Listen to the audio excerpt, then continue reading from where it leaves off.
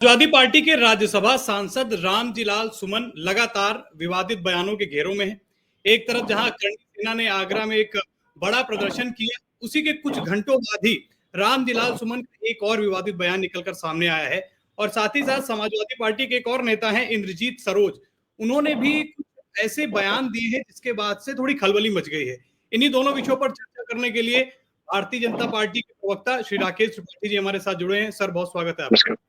नमस्कार। राकेश जी, जिस तरीके के बयान निकलकर सामने आ रहे हैं, पहले रामजीलाल सुमन ने राणा सांगा को लेकर एक विवादित बयान दिया, फिर आज मंदिर को लेकर दो नेताओं ने समाजवादी पार्टी के विवादित बयान दिए, जिसमें मैंने आपको नाम भी बताया, रामजीलाल सुमन और इंद्रजीत सरोज। क्या कहना चाहेंगे, किस तरह समाजवादी पार्टी बढ़ रही, किस तरफ इशारा है इनका? देखिए, समाजवादी पार्टी के नेताओं ने कोई अचानक यूं ही ऐसे बयान नहीं दे दिया है। ये सोची समझी रणनीति के तहत षड्यंत्र पूर्वक जानबूझ करके इस प्रकार के बयानों की एक श्रृंखला तैयार की जा रही है। याद करिए कि सबसे पहले अबू आजमी ने कैसे औरंगजेब का महिमा मंडन करने का काम किया, कैसे जानबूझ करके वहां वीर शिवाजी के प्रति अपमानजनक टिप्पणियां करने का काम किया, और उसके बाद उत्तर प्रदेश से रामजीलाल सुमन महाराणा सांगा को का नाम लेकर के उनको प्रति अपमानजनक टिप्पणी करने का काम करते हैं। ये जानबूझ करके एक पैटर्न है कि कैसे उत्तर प्रदेश को जातीय संघर्ष की आग में झोंका जा सके, कैसे उत्तर प्रदेश का सांप्रदायिक सद्भाव का जो वातावरण है उसको बिगाड़ा जा सके, सांप्रदायिक दंगे उत्तर प्रदेश में उत्पन्न किए जा सके।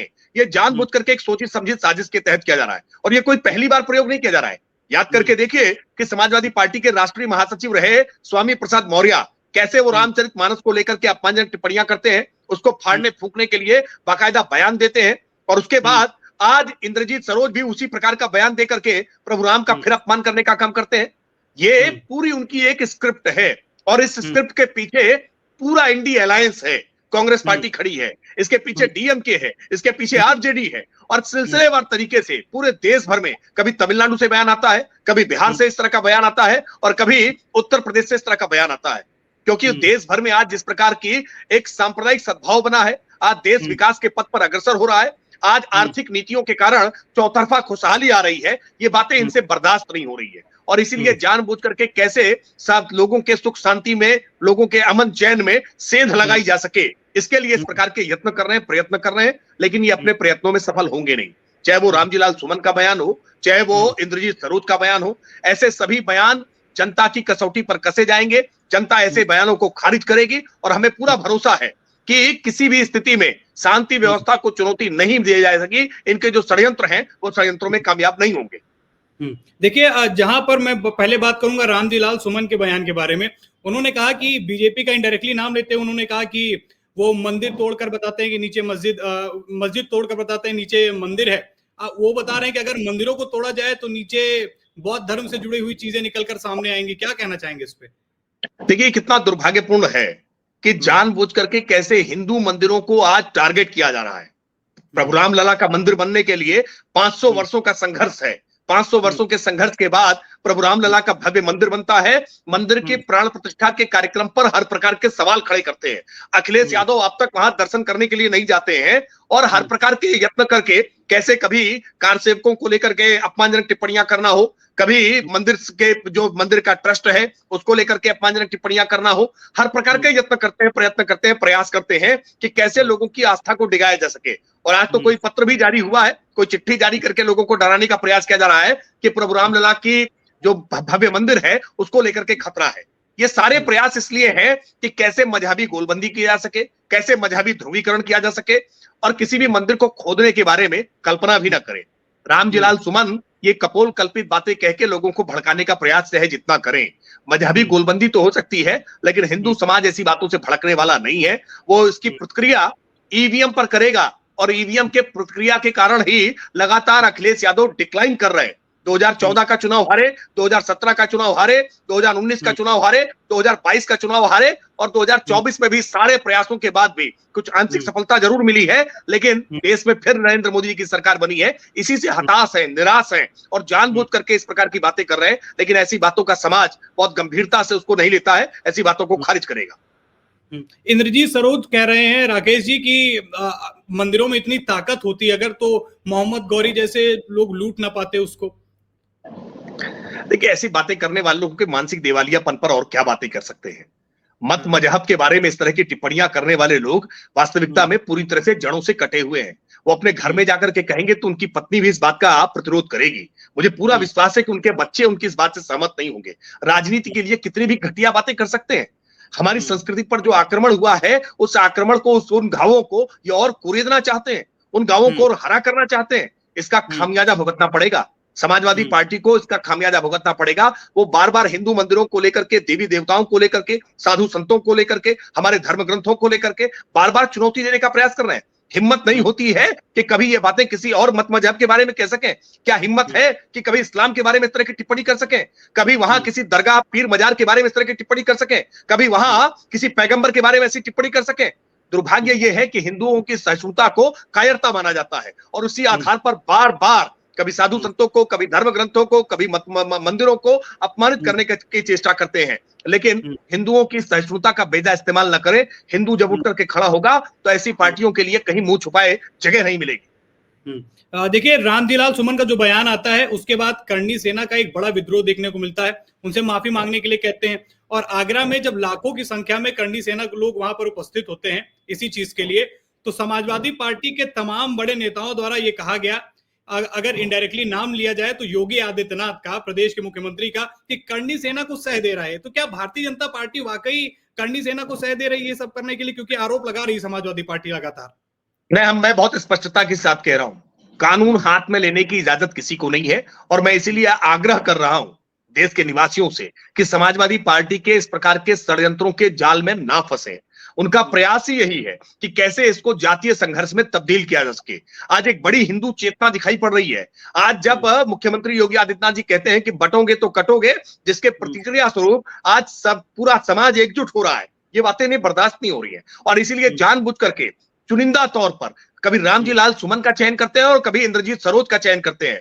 जानबूझ करके इनसे बयान दिलवाते हैं ताकि जब इनके बयानों की आलोचना होगी तो वो जाति का लबादा ओढ़ करके उनको बचाने की चेष्टा करेंगे। लेकिन ये बातें जनता समझती है। इन बातों से जनता भुलावे में नहीं आने वाली है, बरगलावे में नहीं आने वाली है। इन बातों को जनता समझती है और इसका मुकम्मल अंजाम इनको भुगतना पड़ेगा। पहले इस काम के लिए आजम खान को रखा करते थे, अब आजम खान आजकल जेल की सलाखों के पीछे है। तो इसलिए नए नए इन्होंने कभी अवधेश प्रसाद को, कभी रामजीलाल सुमन को, कभी इंद्रजीत सरोज को जानबूझ करके ऐसे चेहरों को आगे करते हैं। ये बोल भले ही इंद्रजीत सरोज रहे हो या रामजीलाल सुमन रहे हो, लेकिन ये स्क्रिप्ट समाजवादी पार्टी के नेता अखिलेश यादव की है और इस स्क्रिप्ट के पीछे समर्थन राहुल गांधी का है, इसके पीछे समर्थन ममता बनर्जी का है, इसके पीछे समर्थन स्टालिन का है, इसके पीछे समर्थन तेजस्वी यादव का है।